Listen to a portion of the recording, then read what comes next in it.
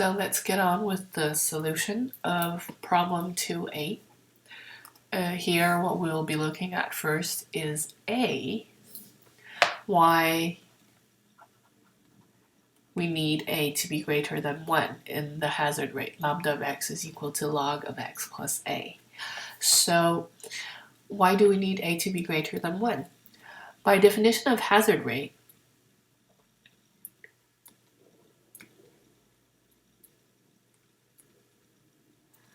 we know that lambda of x must be non-negative. So that's one of the few conditions that a hazard rate needs to fulfill. It is that it must be non-negative for all x greater than 0, right? So what happens here if a is greater than 1? Well, maybe it's more interesting to talk about what will not happen if, what will happen if a is smaller than 1. So if a were not greater than 1, so if a is smaller than 1, that would mean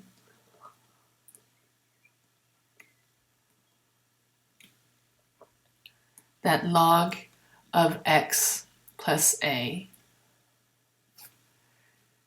could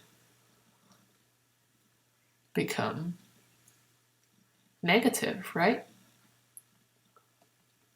Because if we think about what happens when x becomes very close to 0, well, then log of x plus a gets very close to log of a. And if a is, for example, something that's smaller than 1, then log of a would be negative. And that would be a catastrophe, because if log of x plus a is negative, then we do not have a hazard rate anymore. So that is why, hence, we need a to be greater than 1, because or else the hazard rate might be negative.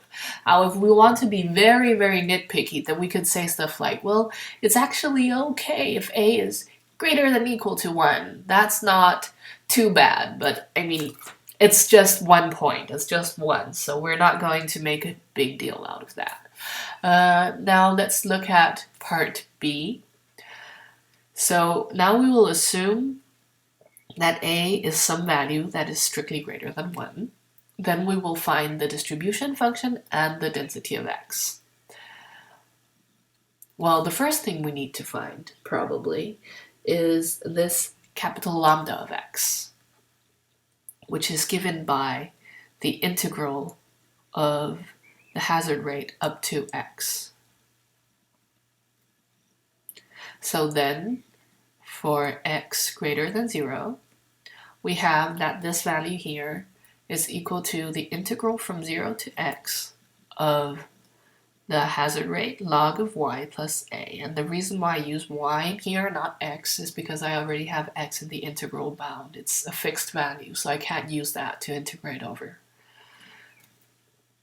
And I can do a little bit of substitution here. So what I can do is I can substitute I can substitute y inside instead of y plus a, because then what I have is I will integrate from a to x plus a. So here I'll just write int by subs, and you guys can figure this part out for yourself, right? Great. Now I want to find the antiderivative of log of y. We can do this in several different ways. The way I normally do it is I just remember it.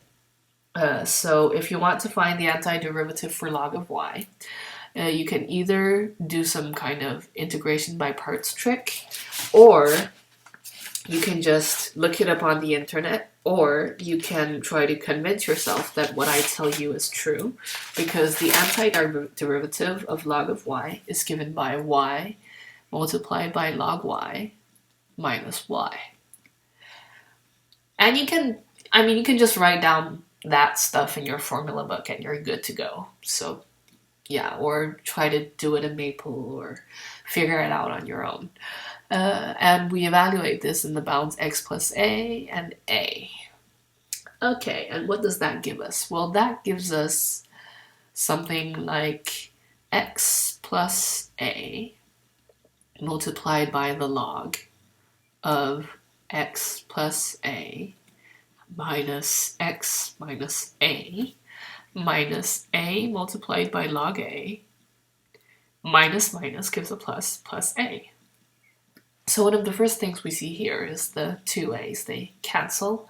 And another thing that we recall is whenever we have something multiplied by the log of something, well, that is the same as saying log of that something to the thing that's multiplied on. This is not a great example because we have y both here and here, but if I had, for example, if this was w, then I would put w inside the exponent in the log. So this is one of those log rules that is pretty good to remember as well. And what that then gives me is I have log of x plus a to the x plus a, and I will minus log of a to the a minus x. And another log rule that's pretty good to remember now is that log of something minus log of something else is equal to the logarithm of their ratios, like this. So this is equal to log of, so big parenthesis, the minus x in the back. So log of a fraction that's given by x plus a to the x plus a. And down here we have a to the a. So this is what we have that this evaluates to. Now we can write up the distribution function and the density function. So the distribution function f of x is given by 1 minus e to the minus capital lambda of x. So 1 minus e to the minus capital lambda of x.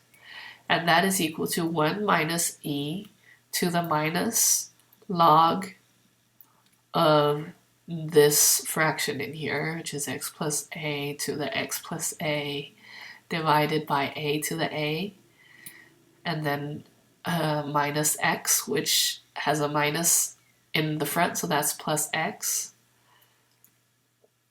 And what does that give us? Well, that gives us 1 minus, let's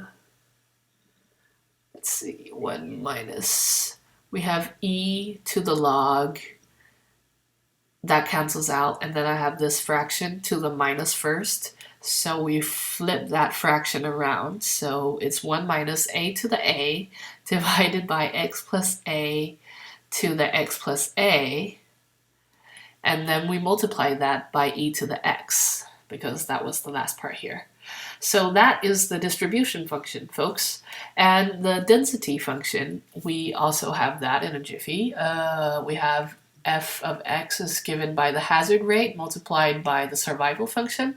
So it's the hazard rate, lambda of x, multiplied by e to the minus lambda x, which I also call the survival function because the survival function is exactly this thing here, 1 minus the distribution function. So this is equal to lambda of x, which was log of x plus a, so that's exactly the hazard rate, multiplied by this thing up here, which we just concluded was this over here. So multiplied by a to the a divided by x plus a to the x plus a multiplied by e to the x.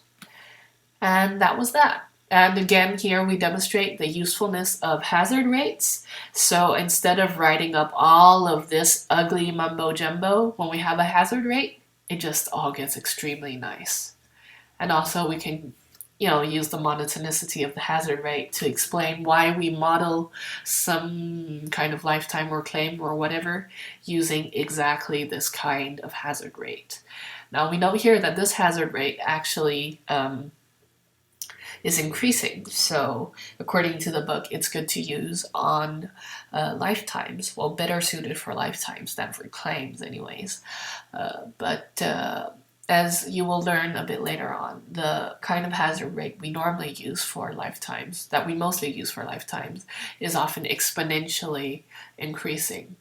So exponentially increasing. If there comes some day in the future where humans get to live a lot longer and a lot safer, then probably hazard rates for lifetimes will become more logarithmic. But just at the moment, they're mostly exponential. So that was the last exercise of chapter 2. See you in the next chapter.